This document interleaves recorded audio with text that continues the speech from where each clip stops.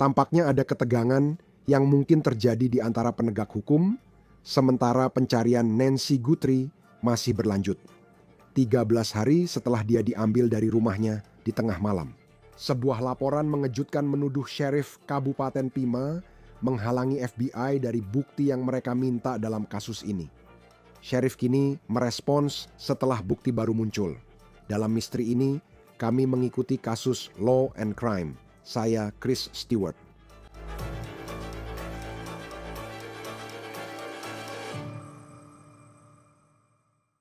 Saya ingin menunjukkan gambar dari video ini yang sudah diposting di berbagai situs online. Namun, TMZ melaporkan bahwa penegak hukum menanggapinya dengan serius dan sedang menyelidikinya.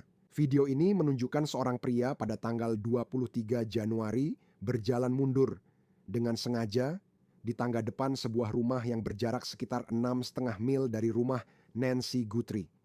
TMZ menyamarkan wajah pria itu, namun menyebut ia memiliki rambut di wajah. Itu mirip dengan rambut wajah yang bisa Anda lihat di bawah masker ski yang dikenakan pria tersebut. Di depan rumah Nancy Guthrie pada tanggal 1 Februari dalam gambar-gambar yang dirilis oleh FBI awal minggu ini.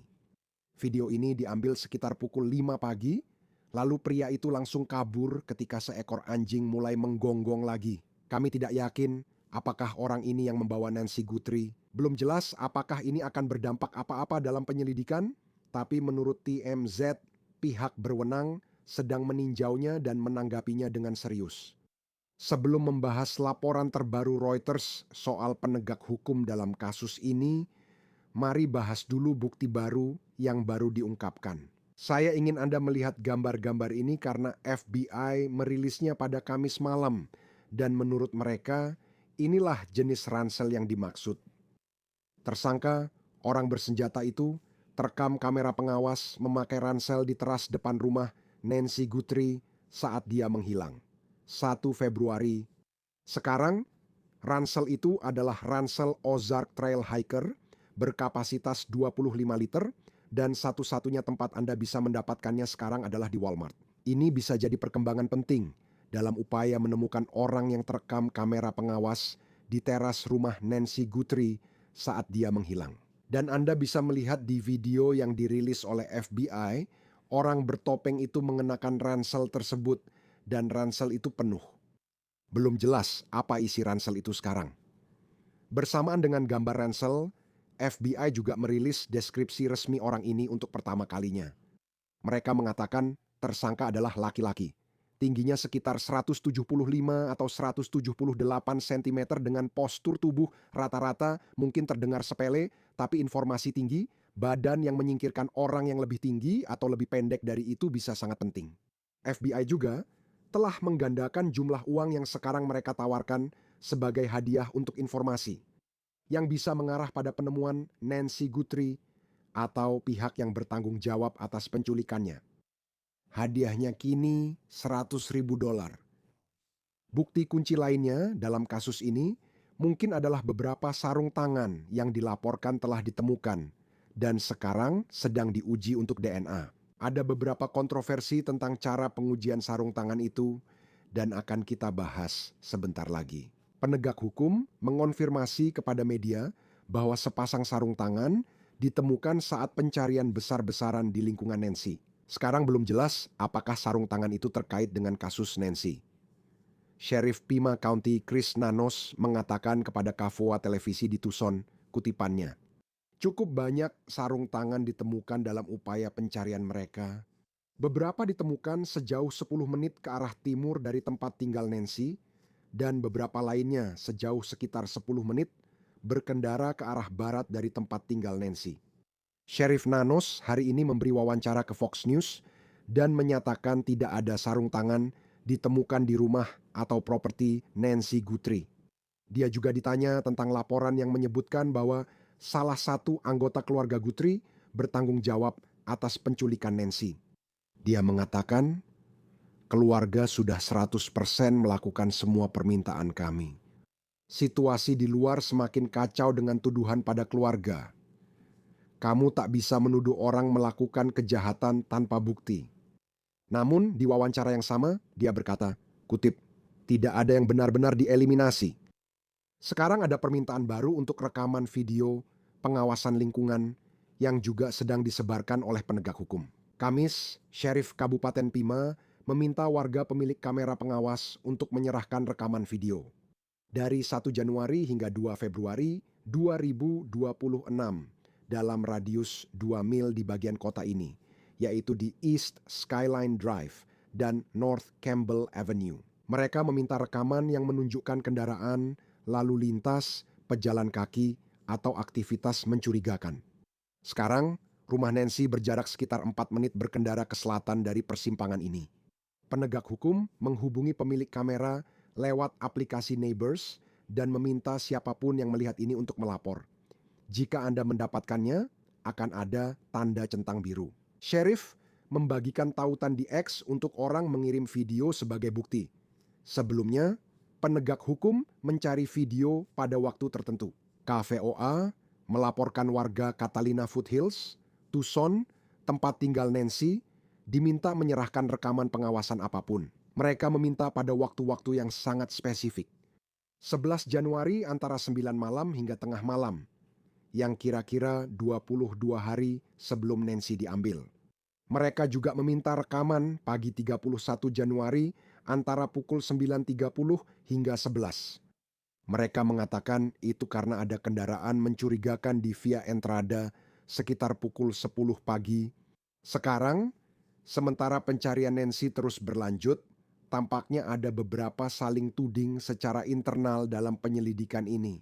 Kita perlu membicarakan Sheriff Pima County Chris Nanos yang mengakui ada beberapa hal yang mungkin akan dia lakukan berbeda jika meninjau kembali penyelidikan ini. Dia sendiri mengakui bahwa menyerahkan rumah Nancy Guthrie kembali kepada keluarganya, alih-alih mempertahankannya sebagai tempat kejadian perkara, adalah sesuatu yang akan dia lakukan secara berbeda. Penegak hukum terus menyisir properti dan lahan di sekitarnya sejak saat itu. Namun seiring berjalannya waktu, tampaknya tekanan dari kasus ini mulai menyebabkan saling menyalahkan dan bahkan kebingungan. Reuters mengumumkan laporan mengejutkan Kamis malam. Laporan itu memuat garis waktu dari Washington, District of Columbia, dan mengutip pejabat penegak hukum Amerika Serikat terkait kasus ini. Sumber tersebut mengatakan kepada Reuters bahwa Sheriff Pima County, Chris Nanos, menghalangi akses FBI terhadap barang bukti dalam kasus Nancy Guthrie. Sumber ini, dan sekali lagi, ini anonim, mereka tidak mencantumkan nama mereka. Sumber itu menyebut FBI meminta Sheriff menyerahkan barang bukti fisik, termasuk sarung tangan dari rumah Nancy Guthrie, untuk diproses. Laporan menyebut Sheriff Nanos tetap ingin memakai laboratorium swasta di Florida, meski ada laboratorium kejahatan FBI di Quantico, Virginia. Sumber itu menyebut langkah tersebut membuat FBI kini tertunda membantu kasus ini. Sumber itu juga menyebut sebelumnya ada kemunduran dalam kasus ini, tapi enggan menjelaskan lebih lanjut saat ini. Awalnya, saat Sheriff Nanos menggelar konferensi pers, dia menyatakan ego sedang disingkirkan. Lihat, tidak ada ego di sini. Kami di wilayah ini akan menerima bantuan siapa saja. Ini bukan soal siapa yang memimpin. Sejak awal di saat kami menghubungi FBI, mereka sangat ramah dan siap membantu apapun yang kami butuhkan. Tapi ada orang-orang yang secara terbuka mengkritik Nanos seiring kasus ini terus berlanjut. Pada hari Kamis, di acara ini, kami berbicara dengan mantan anggota Departemen Sheriff Kabupaten Pima yang mengenal Chris Nanos. Namanya adalah mantan Wakil Kepala Rick Castigar. Dia telah memberi beberapa wawancara, termasuk pada kami, di mana dia mengkritik Nanos karena membiarkan egonya menghalangi. Berikut ucapannya pada kami. Dan saya tahu para pemainnya, saya tahu orang-orang di dalam Departemen Sheriff Kabupaten Pima. Saya telah berinteraksi dengan mereka selama puluhan tahun dan kami semua memiliki kepribadian berbeda. Tapi orang yang saat ini memimpin kelompok ini memiliki latar belakang investigasi yang luas. Tapi sayangnya egonya tidak membiarkannya berbagi sorotan. Dan itu saya percaya menjadi masalah bagi penyelidikan sejak awal. Jadi Nanos menanggapi laporan Reuters ini. dan dia sudah lama tidak mengadakan konferensi pers dengan banyak anggota media. Namun, dia mengatakan dalam wawancara dengan stasiun televisi lokal Kamis malam bahwa cerita ini menurutnya tidak benar. Dia membantah tuduhan Reuters, mengatakan pada KOVOA bahwa ceritanya dan kutipannya tidak benar. Dia menyebut departemennya sudah lama bekerja sama dengan laboratorium swasta di Florida. Laporan Reuters menyebutkan $200.000 telah dihabiskan untuk laboratorium swasta di Florida. Dalam wawancara KVOA Nanos menyebut laboratorium menganalisis barang bukti secara pro bono. Ini penjelasannya di televisi soal kenapa laboratorium Florida bukan FBI yang menganalisis. Kutipan, FBI awalnya ingin mengirim 1 atau 2 orang. Dia membahasnya. Sarung tangan ditemukan paling dekat dengan tempat kejadian perkara sekitar 1 hingga 1,5 mil. Saya bilang, kenapa begitu? Mari kita kirim saja semuanya ke tempat di mana semua DNA ada, semua profil dan penandanya ada. Mereka setuju, masuk akal. Sheriff di sana mengakui ingin memakai laboratorium swasta di Florida. Tapi dia mengatakan bahwa FBI setuju dengan langkah ini. Dan dia juga mengatakan bahwa komunikasi antara Departemen Sheriff Pima County dan FBI berjalan dengan sangat baik. Dia mengatakan bahwa mereka memiliki front yang bersatu untuk menolak laporan besar yang datang dari Reuters ini. Sekarang, dia bilang semua keputusan dalam kasus ini sedang dibahas dengan FBI. Lihat, apapun kebenarannya tentang ego dan akses dari penegak hukum dalam kasus ini. Fakta yang disepakati semua orang, sudah hampir 2 minggu sejak Nancy Guthrie, 84, diambil dari rumahnya. Kita masih belum tahu di mana dia atau siapa yang membawanya. Kita tidak tahu siapa yang ada di rekaman video ini, meski banyak agen dan deputi telah bekerja keras mencari jawabannya. Rumah Nancy dan lingkungannya terus dicari setiap hari untuk petunjuk. Rumah Annie Guthrie dan sekitarnya juga beberapa kali menjadi lokasi pencarian. Rumah itu adalah tempat terakhir Nancy sebelum pulang.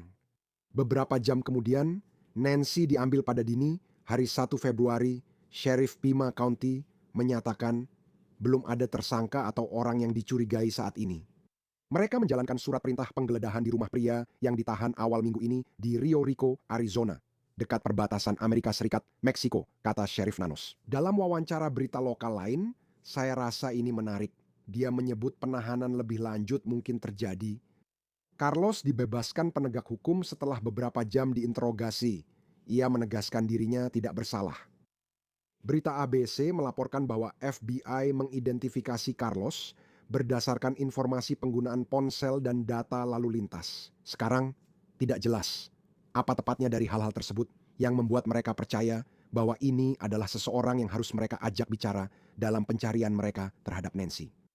Sekarang, Carlos menyarankan bahwa sebagai kurir pada siang hari di Tucson, mungkin saja dia pernah mengantarkan paket ke rumah Nancy. Ibu mertua Carlos pernah mengatakan pada wartawan bahwa penegak hukum menunjukkan foto kamera pengawas dan bertanya apakah itu menantunya, tapi dia menjawab tidak. Tapi ketika kamu mendengar itu, kamu jadi bertanya-tanya, apakah penegak hukum benar-benar percaya saat mereka menahan Carlos malam itu bahwa mereka benar-benar sudah menangkap orang yang ada di foto-foto kamera pengawas itu? Dalam wawancaranya dengan Fox News pada hari Jumat, Sheriff Nano mengatakan ada lebih dari satu alasan yang membuat mereka mengarah ke Carlos. Tapi dia mengatakan pada titik ini dia merasa puas dengan alibi Carlos. Semua orang kini mencari tahu siapa dia. Saya ingin kamu lihat postingan Facebook ini. Ini diposting oleh wanita yang diakui Guinness Book of Records sebagai seniman forensik tersukses di dunia. Postingan ini sudah beredar di media sosial. Nama senimannya Lois Gibson. Dia memposting ini di Facebook. Ini bukan sketsa resmi tersangka yang telah diverifikasi oleh penegak hukum. Itu penjelasan sebelum kita membahasnya. Namun, seniman forensik ini mengira wajah pria itu tanpa masker.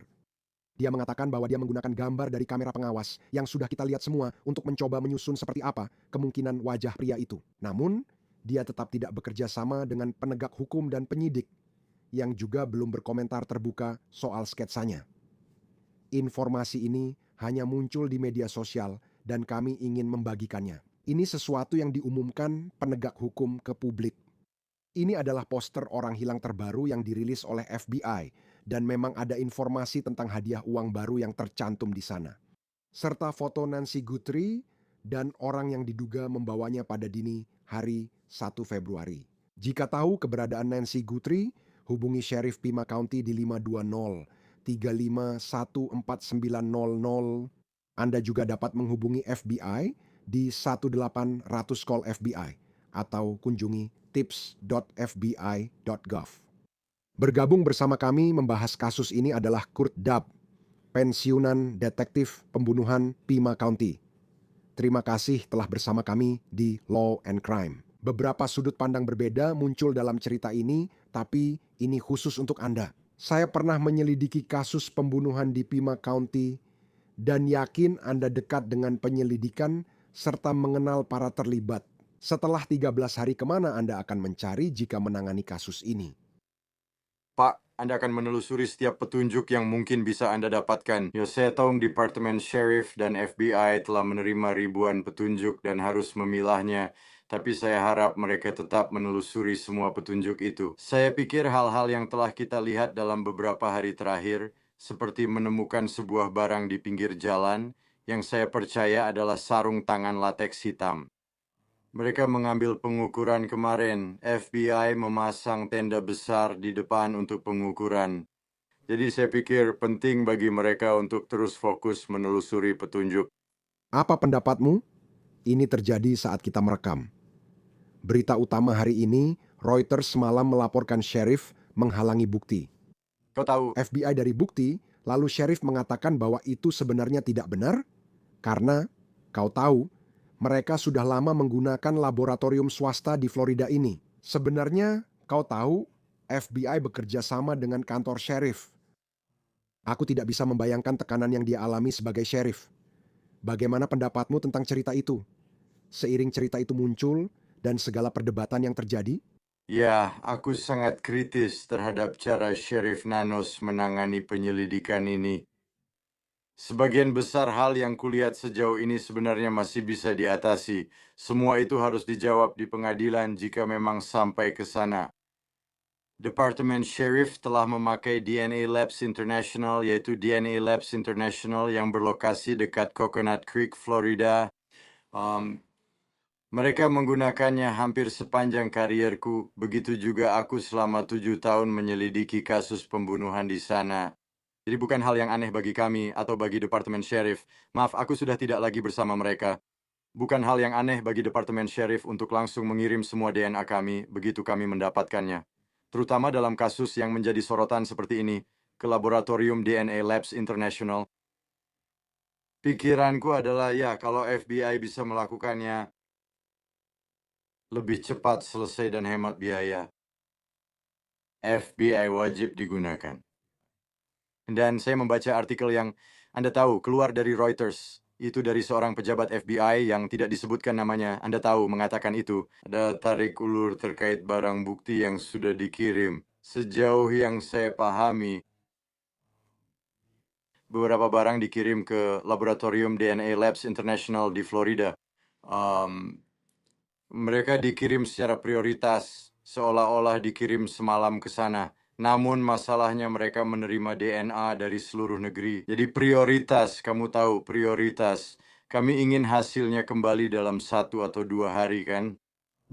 Tapi memang tidak seperti itu cara kerjanya, kamu tahu? Di laboratorium swasta mereka punya kontrak dengan lembaga lain dan mereka punya batas waktu yang harus dipenuhi untuk memproses DNA. Atau mereka melanggar kontrak. Jadi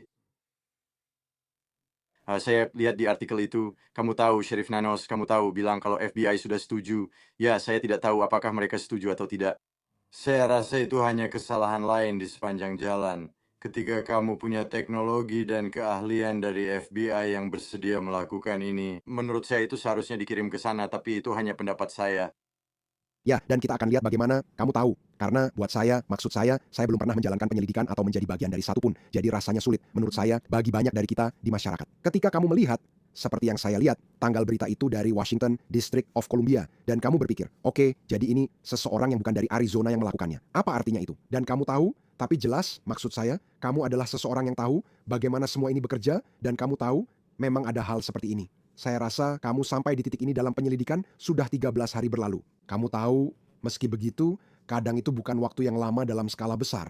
Saya rasa kamu tahu, dengan perhatian publik terhadap hal ini, semuanya mulai mengarah ke situasi di mana ada sedikit rasa frustrasi. Kamu tahu, salah satu bukti yang mereka tunjukkan kemarin dari FBI adalah ransel ini. Dan seperti ini adalah jenis ransel tertentu, kata mereka, seperti saya tahu, ini hanya dijual di Walmart. Seberapa pentingkah itu? Jika Anda ingin tahu siapa di kamera pengawas, Ya, itu sangat penting. Anda ingin tahu kapan tas ransel ini dibeli, melacak siapa pembelinya, dan jika memungkinkan, meminta Walmart memberikan informasi itu lewat surat panggilan, surat perintah, atau atas inisiatif mereka. Itu akan menjadi bagian besar, sangat besar dari penyelidikan, karena itu akan memberi Anda tahu kerangka waktu kapan tas ransel ini dibeli. Anda juga punya cara untuk menyelidiki siapa mereka. Menurut saya, itu informasi penting. Saya berharap mereka bisa melacak dan berbicara dengan individu-individu ini untuk memastikan keterlibatannya. saat melihat rekaman closed circuit television dan melihat orang ini, mereka memakai masker ski yang cukup terbuka dibanding opsi lain. Sebenarnya bisa saja wajah ditutupi lebih rapat. Menurut Anda, gerak-gerik apa yang paling menonjol dari mereka? Ada beberapa hal menonjol menurut saya yang bisa membantu mengidentifikasi orang ini, terutama cara jalannya. Anda tahu cara dia berjalan dan gerak-geriknya? Menurut saya dia tampaknya sedikit menurunkan bahu kirinya. Bagian hidung, kumis, dan jenggot yang terlihat, cara dia membungkuk.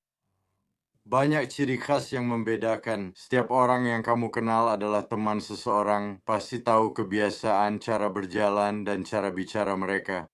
Kita tak punya rekaman audio, jadi kita tak tahu apakah orang ini bicara sesuatu. Menurut saya ini informasi sangat penting untuk disebarkan. Apa yang ingin saya lihat selanjutnya? Permisi, kita sudah masuk hari ke-13 menuju hari ke-14. Saya berharap FBI menyimpan sebagian rekaman video, tapi sedang mengevaluasi kembali proses berpikir mereka untuk merilis sebagian. Menurut saya itu sangat membantu. Kenapa mereka harus lakukan itu? Saat mencari seseorang di kasus seperti ini, saya mudah bilang, kenapa tidak rilis semuanya agar semua orang bisa melihat dan tahu? Mengapa hanya merilis sebagian? Bukan semua rekaman kamera pengawas yang dipublikasikan sekaligus. Ya, itu bisa jadi baik dan bisa juga buruk. Ya, ketika saya mewawancarai tersangka pembunuhan, kadang-kadang saya menunjukkan kepada mereka potongan-potongan dari, kamu tahu, penyelidikan yang bisa saya buktikan dan pastikan bahwa mereka memang ada di sana. Tidak peduli seberapa sering mereka duduk di seberang saya dan menyangkalnya, kamu tahu, saya akan menunjukkannya kepada mereka. Kadang-kadang saya akan memperlihatkannya. Proses pasti yang besar bukti yang kami miliki, kamu tahu, dengan harapan mereka menyadari itu. Baiklah, saya menyerah, mereka sudah menangkap saya, dan kamu tahu, saya akan menceritakan kisah saya. Dalam situasi seperti ini, saya rasa tidak bijak untuk mengungkapkan semua bukti yang mereka miliki, bahkan semua bukti video. Tapi saya pikir beberapa bagian tertentu dari bukti itu bisa bermanfaat untuk dirilis, seperti bagaimana orang ini bisa masuk ke dalam rumah. Apakah dia masuk lewat pintu depan? Kami melihatnya di sana, tapi benarkah dia masuk dari situ? Bisa lewat pintu belakang atau jendela. Ya, jadi itulah beberapa ciri yang menurut saya bermanfaat, dan kamu juga perlu paham, kasus ini sudah sangat terkenal hingga mendunia. Kamu akan mendapatkan jauh lebih banyak petunjuk dengan semakin banyak informasi yang kamu ungkapkan, yang sebenarnya bisa jadi hal baik. Dan itu juga bisa jadi buruk, karena kamu benar-benar harus memilah semua petunjuk itu untuk menentukan mana yang valid dan mana yang hanya omong kosong. Bagaimana pendapatmu soal sarung tangan latex itu? Kamu menonton videonya, melihatnya, lalu berpikir, ini dia, seperti foto di New York Post. Menurutku, semua orang di internet antusias menganggap ini bukti penting. Padahal sudah hampir 2 minggu benda ini ada di pinggir jalan. Siapa tahu siapa pemilik sarung tangan itu? Mungkin saja ada yang buang sampah sembarangan, seperti saat kamu dengar soal sarung tangan ini. Menurutku begitu. Sheriff juga mengatakan beberapa sarung tangan ditemukan, salah satunya berjarak sekitar 10 menit dari rumahnya. Seperti, seberapa besar sih sebenarnya masalahnya? Maksudku, seberapa besar kemungkinan kamu melihat orang yang melakukan ini membuang sarung tangan di pinggir jalan? Ya, ini kamu tahu, kamu harus memikirkannya dari beberapa sudut pandang yang berbeda. Dia mungkin bisa, maksudku aku bilang dia karena menurutku orang di pintu itu laki-laki. Dan aku juga percaya pada teoriku bahwa, atau ada satu teori lain di luar sana, bahwa kamu tahu ada beberapa individu. Jadi jika kamu pikirkan betapa rumitnya logistik penyelidikan ini, kamu tahu bagi pelaku untuk melakukannya.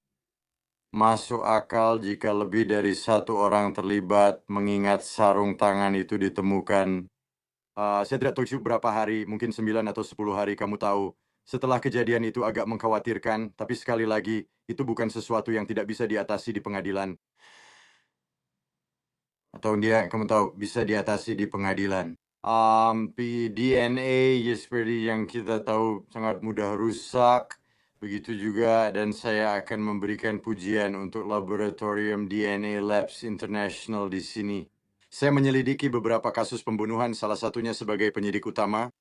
Mereka berhasil mendapatkan DNA dari touch DNA pada selongsong peluru yang sudah ditembakkan. Yang saya percaya pertama kalinya itu terjadi adalah di lembaga kami. Pertama kalinya hal itu pernah terjadi setidaknya dengan Laboratorium DNA Labs International. Jadi karena sarung tangan itu ada di luar sana, ya sarung tangan itu terpapar oleh unsur-unsur alam. Saya tidak berpikir pelaku atau para pelaku itu Anda tahu membuang, Anda tahu sarung tangan, atau Anda tahu barang-barang yang mereka bawa. Tapi di sisi lain, bagaimana jika Nancy berhasil membuat sedikit keributan di dalam mobil? Anda tahu, sedikit melawan. Mungkin dia berhasil mengambil sarung tangan atau pakaian dan melemparkannya keluar kendaraan. Dan saya bilang kendaraan karena saya tidak berpikir mereka hanya membawanya berjalan kaki ke tempat tujuan mereka. Jelas mereka menggunakan kendaraan. Jadi, itu bisa menjadi hal yang baik dan bisa juga menjadi hal yang buruk. Tapi Anda tidak akan bisa menentukan bagaimana benda itu bisa sampai di sana sampai penyelidikan selesai. Saat membahas hal ini di daerah ini, saya melihat kekhawatiran soal kamera lalu lintas. Apakah benar ada dan bisa menangkap kendaraan yang melarikan diri? Saya tahu penegak hukum pergi ke pom bensin Circle K itu untuk mencoba mendapatkan rekaman pengawasan dari sebuah kendaraan. Seperti apa sih situasi tata letak kamera lalu lintas di Kabupaten Pima? Jadi di Kabupaten Pima, semua kamera lalu lintas itu tidak berada di sana. Seperti di lampu jalan, tahu kan, lampu merah. Saya dengar kemarin, saya tahu DOT yang mengelola, tapi kameranya bukan untuk merekam kendaraan. Saya tidak tahu apa yang direkam, tapi itu yang saya dengar kemarin. Mungkin saya salah paham, tapi saya tahu itu bukan sistem perekaman yang memungkinkan Anda langsung kembali, mengetik tanggal dan waktu, lalu melihat persimpangan tersebut. Itu sistem perekaman terus-menerus dan berulang, sangat disayangkan dalam penyelidikan ini. Namun jalur keluar yang digunakan pada dini hari itu, ada banyak bisnis karena lingkungan itu dikelilingi oleh jalan-jalan utama, arteri utama di dalam kota dan kabupaten. Seperti yang Anda bayangkan, bisnis ada di mana-mana. Saya berharap mereka mengunjungi setiap bisnis, bukan hanya Circle K di Jalan Oracle. Pada titik ini, kami terus melihat juga penegak hukum, FBI, dan pegawai Departemen Sheriff Kabupaten PIMA kembali ke rumah Nancy setiap hari.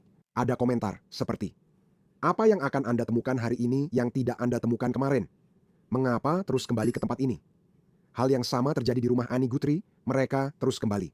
Menurut Anda, mengapa? Saya senang Anda menanyakan pertanyaan itu, karena itu adalah salah satu alasan utama mengapa saya mulai melibatkan diri dalam penyelidikan ini. Karena orang-orang memang tidak memahami proses investigasi.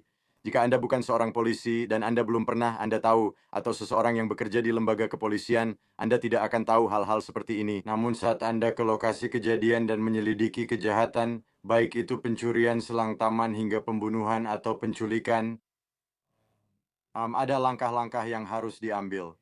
Saya khawatir terhadap penyelidikan ini sejak awal, dan alasan saya sangat kritis terhadap Sheriff Nanos yang tampaknya memimpin penyelidikan ini, bukan sebagai detektif.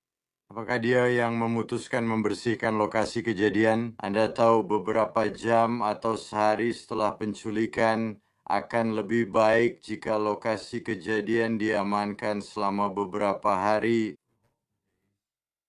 Beberapa orang bilang, harus ada deputi di sana, padahal deputi sudah ada di sana. Anda tahu, Anda bisa saja menjaga lokasi kejadian itu tetap tertutup dan integritas lokasi kejadian itu akan tetap terjaga. Saat melanjutkan penyelidikan, Anda mewawancarai, mendapat rekaman video, dan data teknis yang dikumpulkan FBI dari sistem kamera. Anda bisa kembali 2 hingga 4 hari kemudian untuk mengumpulkan bukti.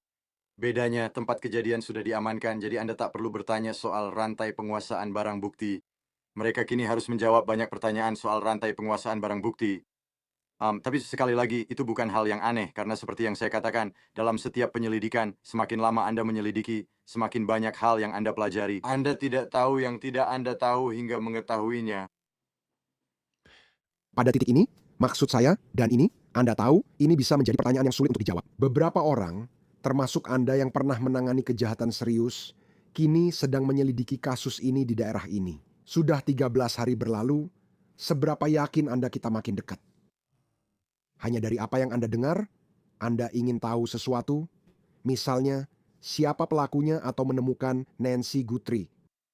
Ya, seperti yang sudah saya katakan, logistik dari kejahatan seperti ini memang gila kalau Anda benar-benar duduk dan memikirkannya. Jika Anda duduk dan menulis, Anda tahu langkah-langkah yang perlu diambil untuk berhasil menculik seorang wanita, menjaga dia tetap hidup di suatu tempat, itu benar-benar gila. Jadi, mereka benar-benar punya pekerjaan berat yang harus dilakukan. Dan saya benar-benar berpikir, Anda tahu, dalam waktu singkat, kita akan mendapatkan beberapa hasil dari ini. Tekanan meningkat, video dirilis dan identitas orang ini kini diketahui publik. Detektif internet di seluruh dunia berusaha mencari tahu siapa dia. Dan disitulah kesalahan terjadi. Anda tahu, dinding mulai menutup jika Anda mau, dan saya pikir itu hanya masalah waktu sebelum itu terjadi. Ya, semoga saja, semoga saja. 13 hari, hampir 2 minggu sampai saat ini. Tapi Anda masih bisa melihat banyak pekerjaan yang dilakukan untuk mencoba mencari tahu apa yang terjadi di sini. Kurt Dapp, pensiunan pembunuhan. Detektif pembunuhan Kabupaten Pima. Terima kasih sudah meluangkan waktu untuk bergabung bersama kami di Law and Crime. Senang sekali bisa mendapatkan perspektif Anda tentang hal ini. Sama-sama, sekali lagi karena sangat penting untuk terus menyebarkan angka-angka ini. Jika tahu lokasi Nancy Guthrie, hubungi Sheriff Pima di 52035 14900. Anda juga dapat menghubungi 1800 call FBI atau kunjungi tipsfbi.gov. Itu saja untuk kasus dari Law and Crime. Berlangganan di YouTube, Spotify, dan tonton streaming di Peacock. Saya Chris Stewart, sampai jumpa.